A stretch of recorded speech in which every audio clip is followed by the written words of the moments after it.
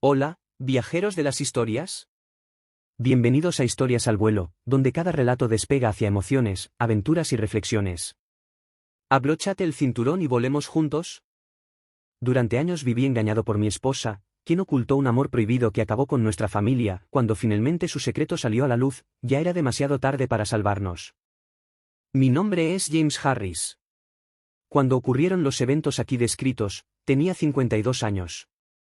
Estaba casado con la mujer que amaba, tenía 2 hijos adultos a quienes habíamos criado correctamente y un trabajo bien remunerado que disfrutaba.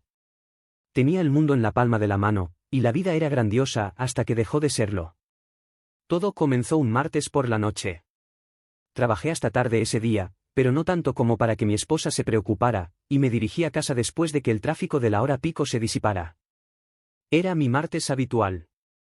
Habíamos acordado que recogería comida china de camino a casa, lo cual hice. Aparqué en el garaje, presioné el control remoto para bajar la puerta, recogí mi maletín y las compras, y entré. Era un cazador regresando a la cueva para alimentar a su camarada hambriento, o lo que, en la América del siglo XXI, cuenta como tal. Casi de inmediato noté que el auto de mi esposa no estaba en su lugar habitual, pero supuse que había salido a hacer un recado de última hora y que volvería pronto. Dejé la comida sobre la mesa de la cocina, esperando que se mantuviera caliente y sabiendo que, si ella tardaba, la calentaríamos en el microondas. Caminé por el pasillo hasta la puerta principal, giré en las escaleras y me dirigí a nuestro dormitorio para cambiarme a algo más cómodo. Era mi rutina de siempre, llegar a casa, ponerme cómodo y comer. 10 minutos después, bajé las escaleras y llamé. Marie, ¿estás en casa? Nada. Pensé, ¿a dónde pudo haber ido? Tal vez dejó una nota. No estaba realmente alarmado, pero al menos sentía curiosidad. Entré a la sala de estar y encontré una nota sobre la mesa de café. No era la nota que esperaba, sino una que jamás habría imaginado. Decía: Querido Jim, lamento hacerte esto, pero hay alguien que me necesita. Hoy recibí una llamada. Es de esas llamadas a las que tienes que responder cuando llegan. Siento haberme ido sin previo aviso, y sé que esto será difícil para ti, pero por favor, sabe que te amo más que a la vida misma y que regresaré tan pronto como pueda. Atesoro la vida que creamos juntos y espero volver a ella cuando me sea posible. No te preocupes por mí, y estaré bien. Tu amorosa esposa, Marie. Sobre la mesa, junto a la carta, estaba su teléfono celular. Me quedé atónito y confundido, repasando en mi mente lo que acababa de leer en su enigmática carta. ¿Dijo que alguien la necesitaba? ¿Quién la necesitaba? ¿Quién podía ser tan importante, al mismo tiempo, no lo suficiente como para decirme quién era? Entonces, el pánico se apoderó de mí. ¿A dónde había ido? ¿Cómo podía ser tan urgente que no me dijera a dónde iba? ¿Cómo pudo haber dejado atrás su celular? ¿Cuándo se pondría en contacto conmigo? Esa no era la clase de nota que una esposa le deja a su esposo si planea volver tarde en la noche. El pánico dio paso al miedo, y el miedo, a la ira. ¿Cómo demonios podía hacerme esto? Simplemente se levanta y se va sin darme una explicación significativa de por qué o a dónde. Luego, pensamientos más oscuros se deslizaron en mi mente. El primero, ¿cómo pudo olvidar su celular?, dio paso al segundo, ¿por qué dejó su celular atrás?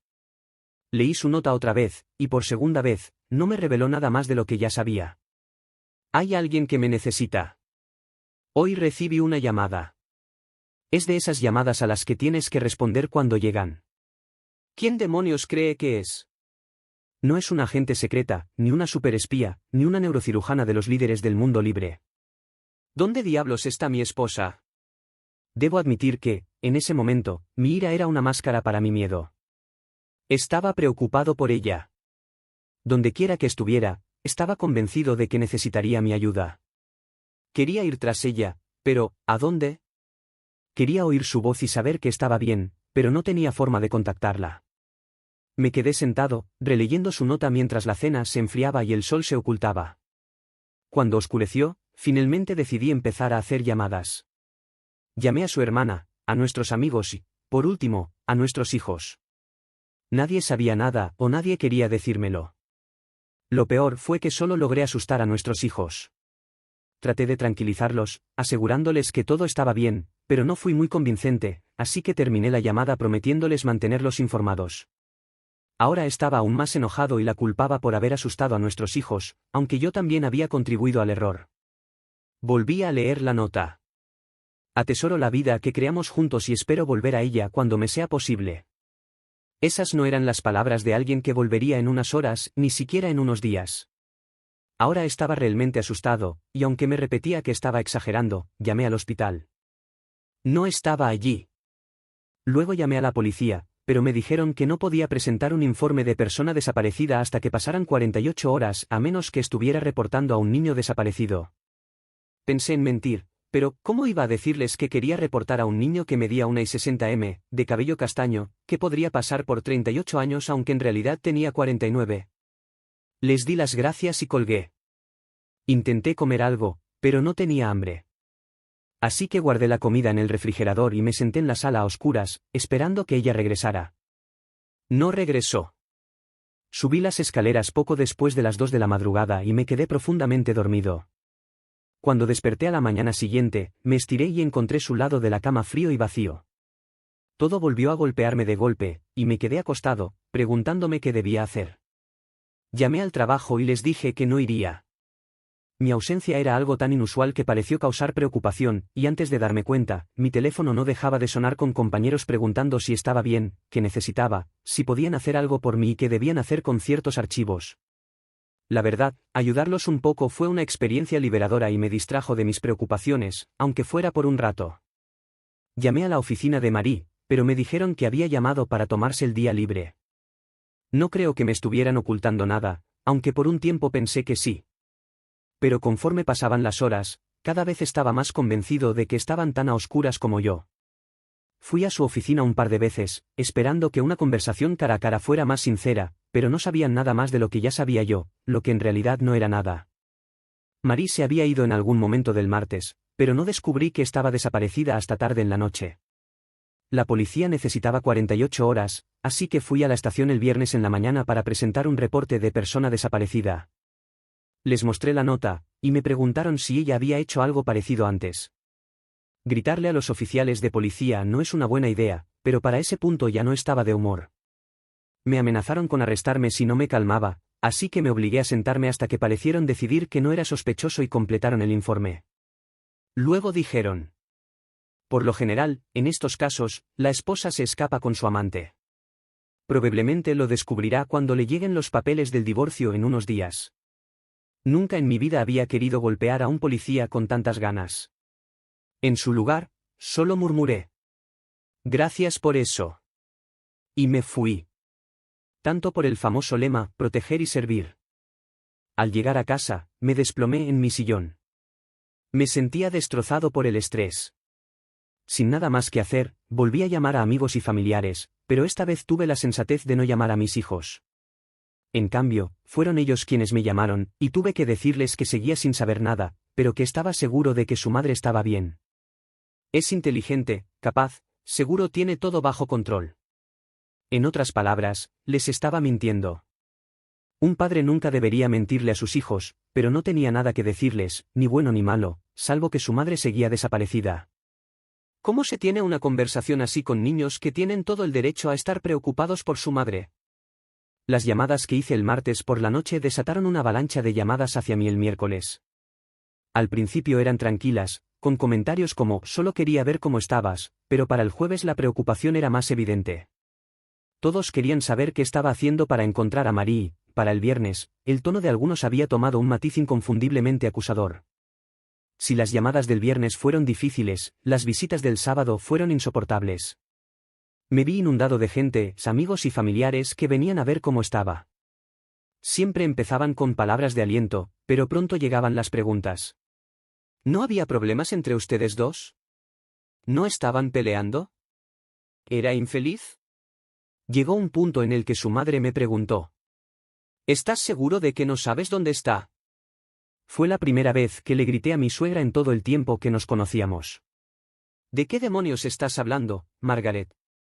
¿Me estás acusando de algo? ¿De verdad crees que mentiría sobre esto? No, no, Jim, por supuesto que no. Es solo que, dudó. Vamos, dilo, Margaret. Solo que.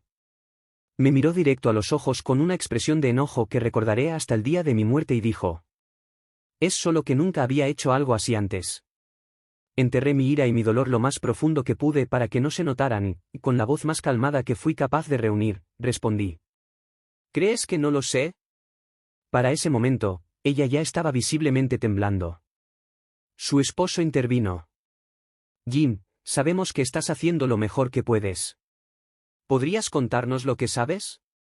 Tal vez podamos encontrar una solución juntos». Asentí. Nos quedamos en silencio un momento y luego les conté todo lo que sabía. O mejor dicho, les dije que no sabía nada. Les mostré la nota, y ellos estaban tan desconcertados y preocupados como yo. Las acusaciones veladas desaparecieron, y pasamos una hora entre lágrimas, tratando de encontrar cualquier posible explicación para la desaparición de Marie. Pero no teníamos nada. Henry y Margaret se quedaron hasta la hora del almuerzo, mientras yo preparaba algo ligero para los tres, o al menos, eso creía. Nuestros amigos tenían otras cosas en mente y la gente seguía llegando a la puerta. Algunos traían comida, otros cerveza, todos con la misma pregunta: ¿qué había pasado y qué sabía yo? En algún punto, simplemente dejé de contar la historia. Fue entonces cuando Margaret y Henry intervinieron. Para su crédito, lograron desviar la culpa de mí y me defendieron como un esposo preocupado. Sé que, en el fondo, todos tenían sus sospechas, pero al menos el ambiente seguía siendo de apoyo. Nuevamente, me sentí abrumado mientras uno tras otro los conocidos bienintencionados se sentaban conmigo para expresar su apoyo y preocupación. Animé a todos a contactar a la policía si se les ocurría algo que pudiera ayudar, pero en secreto pensaba que alguien sabía algo que no me estaba diciendo. Esperaba que la información llegara a las autoridades, aunque yo nunca la supiera.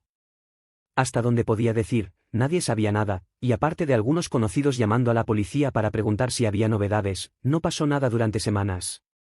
Es decir, no pasó nada durante exactamente 2 semanas. La policía tenía la matrícula del auto de mi esposa, junto con la marca y el modelo, y lo pusieron en su lista de vigilancia para posibles robos. Cuando le mencionaba a alguien: «Ojalá encuentren su auto para que quizás puedan encontrarla a ella», se miraban entre ellos como si yo no entendiera algo. Pero sí lo entendía. Sabía lo que estaban pensando. Que ella se había escapado y que había una buena posibilidad de que no quisiera volver a casa, incluso si la encontraban. Intenté ir a trabajar, pero allí no servía de nada, y todos me dijeron que me fuera a casa. Así que volví, y allí fui igual de inútil. Primero, me senté a hacer llamadas. Luego, salí a conducir buscando su auto, incluso pasé por las casas de sus amigos, pensando que tal vez la estaban escondiendo, aunque no podía imaginar por qué. Día tras día, me preocupé, llamé, conduje, alerté a la policía, pero no llegué a ninguna parte. En un ataque de desesperación, fui a mi abogado para preguntarle qué debía hacer, y él me puso en contacto con un investigador privado. Oficialmente, la policía dijo que era mi derecho. Extraoficialmente, podía ver que no les gustaba. Me dijeron que los investigadores privados suelen interferir en las investigaciones oficiales, así que les pregunté: ¿qué tienen hasta ahora? No tenían nada. Entonces les dije, en un tono que podría describirse amablemente como directo, que no creía que un investigador privado fuera a interferir con que no encontraran nada. No les gustó, pero tampoco podían objetarlo. El investigador privado fue caro y regresó con exactamente lo mismo que tenía la policía: nada. Como dije, pasaron 2 semanas desde la desaparición de Marie. Seguía haciendo lo mismo: llamadas, conduciendo, viendo las noticias. Pero también empecé a revisar sus redes sociales, la actividad de su tarjeta de crédito y nuestras cuentas bancarias. No había nada en la tarjeta, pero 2 semanas después, hubo retiros en un cajero automático en un pueblo a 200 millas de distancia. Inmediatamente llamé a la policía para informarles. Eso sí captó su atención. En menos de media hora, 2 detectives estaban en mi puerta y las sospechas comenzaron de nuevo. Finalmente, los miré a los ojos y, con la voz más calmada que pude, pero que, en retrospectiva, estaba a un paso de la furia, les dije: «No, no fui allí, y no usé ese auto. Estuve aquí en la ciudad todo el tiempo, llamando a amigos, conduciendo, buscando su auto, haciendo muchísimo más que cualquiera de ustedes. Ahora tienen una pista, así que levanten sus gordos traseros y síganla». Claramente, no les caía bien. Y, con la misma claridad, no les importaba. Pero después de media hora de seguridades y acusaciones veladas, se fueron. Para su crédito, sí contactaron a la policía de ese pueblo y les dieron la información sobre la búsqueda de Marie y su auto. 2 días después, encontraron su auto en el estacionamiento de un hospital. La policía local me llamó y me dijo, no hagas nada. Déjanoslo todo a nosotros. Respondí, ni de broma, y me fui manejando. Un poco más de 3 horas después, llegué a ese estacionamiento. Me tomó unos 2 minutos encontrar su auto, pero para mí se sintieron como 2 horas. También noté a 2 personas en un auto, con trajes que gritaban, policías. Así que estacioné y caminé hacia ellos. Supongo que me estaban esperando. Les mostré mi licencia de conducir y dije, enséñenme sus placas. Se miraron entre ellos, molestos, pero igual lo hicieron. Me agaché y les pedí que me dijeran qué sabían, pero todo lo que sabían era que tenían el auto y que nadie se había acercado desde que ellos llegaron. Cuando les dije que iba a entrar a preguntar por mi esposa, me informaron que ya lo habían hecho. Les agradecí con toda la falsa sinceridad que fui capaz de reunir y les informé que lo haría de todas formas. Mi tensión estaba subiendo rápido, y hacer amigos ahí no era algo que fuera a suceder. La recepcionista del hospital no conocía el nombre de mi esposa ni sabía nada sobre el auto estacionado afuera. Así que decidí unirme a la vigilancia. No tenía nada que ocultar y todo por ganar, así que pedí sentarme en el asiento trasero de su auto. Probablemente fue la primera vez que sorprendí a un policía desde que todo esto comenzó, pero aceptaron, y me uní a ellos. Durante la siguiente hora, hablamos, y les conté brevemente lo poco que sabía. Cuando terminó su turno y era hora de que se fueran, accedieron a dejarme vigilar el auto, pero dejaron algo claro. Si alguien viene por el auto, ya sea saliendo del hospital o llegando en otro vehículo, no interfieras. Solo llámanos y dinos que el auto se está moviendo. No intentes seguirlo. No hagas nada más que llamarnos. ¿Entiendes? Asentí. Recuerda, hay una pequeña posibilidad de que tengan a tu esposa y nos lleven hasta ella. Pero hay una posibilidad mayor de que solo hayan comprado el auto a alguien más y no sepan nada. Sin embargo, pueden ayudarnos a rastrear a la persona que les vendió el auto. Es muy importante que no hagas nada. ¿Entiendes? Por primera vez desde que todo esto comenzó, realmente entendí y estuve de acuerdo. Volví a mi auto y, durante las siguientes 3 horas, me quedé ahí, encorvado en el asiento, observando el auto de Marie. La única vez que dejé mi puesto fue para la micción más rápida de la historia, entré y salí del hospital tan rápido que aún me estaba abrochando el pantalón mientras cruzaba el vestíbulo. 1 hora después, vi a una mujer caminando hacia el auto y mi corazón se detuvo. Intenté recuperar el aliento. Era Marie. Abrió la puerta del auto, sacó algo pequeño y luego la cerró antes de regresar al hospital. La seguí, manteniendo la distancia. Algo me decía que, si sabía que yo estaba allí, nunca llegaría a la verdad. Al entrar al hospital, estaba a unos 20 metros detrás de ella. La vi entrar al ascensor, y cuando se detuvo en el 3er piso, no pasó mucho tiempo antes de que la encontrara sentada junto a la cama de un hombre. Él parecía estar dormido o inconsciente, y ella le sostenía la mano. Tosí, y cuando ella se giró y me vio de pie en la puerta, mi amada y cariñosa esposa se desmayó. Estaba enojado y confundido, pero llamé a una enfermera, quien la atendió hasta que recuperó la conciencia. La mayor parte de ese tiempo lo pasé observando al hombre en la cama. Nunca lo había visto antes. No era amigo ni familiar, solo un hombre. Pero estaba claro que, para Marie, él era más importante que su matrimonio, más importante que su familia, aparentemente, más importante que yo. Un misterio resuelto, y de inmediato surgió uno nuevo. Mientras la enfermera ayudaba a Marie a levantarse del suelo, aproveché para llamar a los detectives locales y avisarles que había encontrado a mi esposa. Nos dijeron que nos quedáramos allí y que vendrían enseguida. Les di el número de habitación. La vida empezaba a ponerse muy interesante y, al mirar al hombre en la cama, sentí un escalofrío en el corazón donde antes estaba el miedo. Cuando recuperó la lucidez, Marie estaba casi histérica y solo sacudía la cabeza cada vez que le preguntaba con calma y frialdad. ¿Por qué, Marie? ¿Quién es ese hombre? ¿Por qué huiste así? ¿Por qué no nos dijiste dónde estabas? ¿Por qué no nos avisaste que estabas bien? Marie, ¿qué está pasando, por el amor de Dios? Hubo momentos en los que parecía que iba a responder, pero luego bajaba la cabeza y volvía a sollozar. Me quedé ahí, esperando, preguntando, tratando de entender. Cuando llegaron los detectives, les cedí el control y me hice a un lado, pero de inmediato me pidieron que saliera. Uno de ellos me acompañó y empezó a hacerme una docena de preguntas. Simplemente le dije la verdad, que había visto a María acercarse al auto, la había seguido y luego la había confrontado en la sala. Confrontado. Tal vez no fue la mejor elección de palabras. Durante los siguientes 5 minutos, le aseguré que no le había hecho daño. Cuando se enteró de que la enfermera la había encontrado en el suelo, las preguntas se volvieron aún más serias. Todo ese tiempo, su compañero había estado hablando con Marie. Con el tiempo, creo que logré convencerlos de que no le había hecho daño, o tal vez fue ella quien los convenció, no lo sé. Querían que me fuera, así que llamé a la sala. Marie, si salgo de aquí, te divorcio. ¿Me entiendes? Eso la hizo entrar en pánico de nuevo, y me suplicó que no me fuera. Entonces miré al detective a los ojos y le dije: no me voy a ningún lado hasta que obtenga algunas respuestas. Eventualmente, me permitieron volver a la habitación. Con la mayor calma posible, empecé a hacerle a Marie las preguntas que me quemaban por dentro. Marie solo dio respuestas vagas y a medias. Era su novio de la secundaria.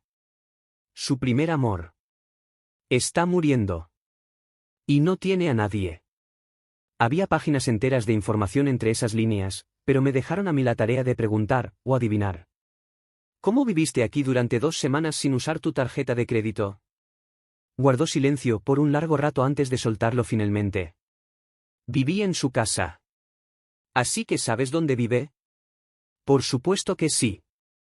¿Y tienes una llave? Asintió en silencio. ¿Desde hace cuánto tienes una llave de su casa? Se encogió de hombros y miró al suelo. Sabía que, en cuanto hiciera la acusación, habría consecuencias si estaba equivocado. Pero 2 semanas es más de lo que un hombre debería tener que esperar en la oscuridad por respuestas. ¿Desde hace cuánto, Marie? No respondió. ¿Cuánto tiempo ha durado la aventura? No respondió a la pregunta ni negó la acusación. En momentos como este, la mente se queda en silencio. Más tarde habrá tiempo para nuevas preguntas y para un nuevo dolor. Está bien. Creo que, al menos, deberías mostrarme su casa. Quiero que me lleves al lugar donde te estás quedando. Me miró horrorizada, el pánico se apoderó de ella. Finalmente, se rindió y asintió en silencio.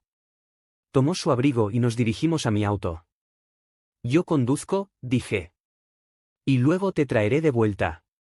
Pareció sorprendida, pero aceptó. Supongo que, para ese entonces, los detectives habían decidido que era un asunto privado. Con una advertencia final de que no hiciera ninguna estupidez, se marcharon.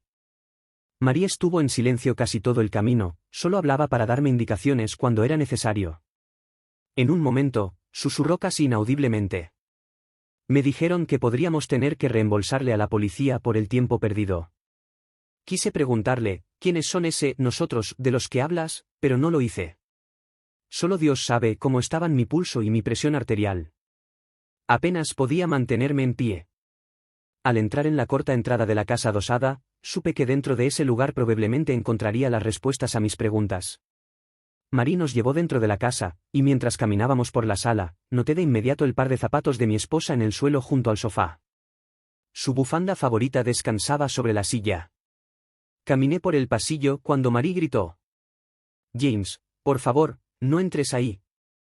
Si alguna vez las palabras de mi esposa tuvieron el efecto contrario, ese fue el momento. Entré en el dormitorio principal. La ropa de Marie estaba esparcida sobre la cama desordenada y la silla, y su maquillaje y otras cosas estaban sobre la cómoda. Fue solo cuando abrí el armario y vi los vestidos familiares que ya no tuve dudas. Había un vestido azul que era su favorito, pero sabía con certeza que estaba colgado en su armario en casa. Era un duplicado. Y había varios pares de zapatos, aparentemente de su talla y el estilo que le gustaba. Esas eran cosas que no había empacado para el viaje. Eran cosas que ella guardaba allí. Ahora no tenía ninguna duda, y me di cuenta de que si abría algunos cajones, encontraría su ropa interior y cosas similares. La habitación parecía no estar preparada tanto para vivir allí como para una visita ocasional, cena y baile, luego intimidad y sueño en los brazos de un amante. Regresé a la sala, sintiéndome derrotado, donde encontré a Marie sentada tranquilamente en el borde de una silla, mirando sin rumbo al suelo. Entonces, ¿hay algo que quieras decirme? Ella solo sacudió la cabeza lentamente. ¿Cuánto tiempo ha pasado, Marie? Claramente, esto no es una relación platónica. ¿Cuánto tiempo ha pasado? Ella se encogió de hombros en silencio, como si no supiera la respuesta. Pero, obviamente, sí lo sabía y no quería decirlo. ¿Quién es él para ti? Estuvo en silencio por un largo rato, luego respondió en voz baja. Yo lo tuve primero. Estuvimos juntos cuando estábamos en la secundaria. Me pregunté si se refería a la secundaria o a la universidad, pero ambos eran tiempos lo suficientemente lejanos como para que decidiera que no importaba. ¿Cuánto tiempo llevas viéndolo a mis espaldas? Eso hizo que su cabeza se moviera bruscamente, pero no pudo negarlo. Hubiera querido negarlo, haber deseado que no fuera cierto, pero ambos sabíamos que sí lo era. Volvimos a estar juntos hace unos 7 años. Al principio solo eran almuerzos, luego cenas. Una noche, cuando tú no estabas en la ciudad, fuimos a bailar. Pasó un año antes de que, tartamudeó. Antes de que tuvieran sexo. Asintió lentamente con la cabeza. ¿Entonces tuviste sexo con él a mis espaldas durante 6 años? ¿Cómo lo hacías? ¿Venías aquí o él venía a nuestra casa? Esto provocó una reacción inmediata en Marie. Su cabeza se levantó rápidamente. Nunca lo traje a nuestra casa. Te juro que no haría eso. Asentí, sintiéndome enojado. Entonces, puedes acostarte con él, pero no lo entretienes en nuestra casa. Me alegra escuchar que pones algún límite. Se enojó, pero no pudo negar nada. Después de un largo silencio, dijo. Nunca dejé de amarte. Él no te quitó nada, te juro. Solo eran unas pocas noches al año, y yo me quedaba contigo siempre.